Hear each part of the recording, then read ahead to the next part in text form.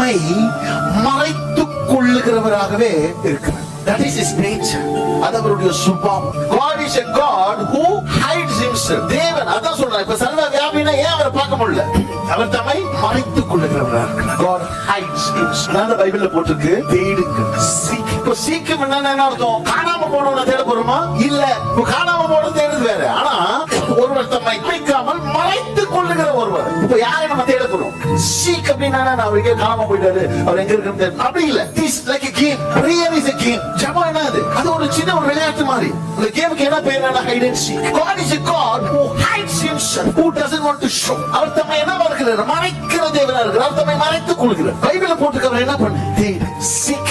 தேடுங்கள், அப்பொழுது கண்டடைவீர்கள். ஒரு லெவல் ஜெபம். கேளுங்கள், கொடுக்கப்படும். இது வந்து நமக்கு எல்லாம் இதுதான் வந்து பேசிக் வே. ஜெபத்தினுடைய ஏபிசிடி இதுதான். நீ ஒரு 10 வருஷத்துக்கு அப்புறமும் கேளுங்கள் கொடுக்கப்படும் என்ற இடத்துல நிக்கிறேன்னா உனக்குள்ள ஏதோ ஒரு கோளாறு இருக்குதுன்னு அர்த்தம். இந்த தேடுற விஷயம் ரொம்ப காஸ்ட்லி, பிரஷியஸ். இப்ப நீங்க சீக் கடல்ல போனா முத்துக்கள் எல்லாம் அங்க இருக்குமா? கடற்கரை ஓரத்துல முத்துக்கள் எல்லாம் பாப்பீங்களா? அங்க என்ன இருக்கலாம்? வேணாம், சின்ன சின்ன சங்கு. அந்த சீஷோர்ல என்ன கிடைக்கும்? உங்களுக்கு சங்கு தான் கிடைக்கும். எடுத்தானா அதை வச்சு விளையாண்டுக்கலாம். ஆனா முத்துக்கள் வேணும்னா எங்க போகணும்? அதை எங்க பார்க்க முடியாது? கடற்கரை ஓரத்தில் பார்க்க முடியாது. அது வந்து ரொம்ப ஆழமா இருக்குது. பைபிள்ல போட்டிருக்கு தேடுங்கள்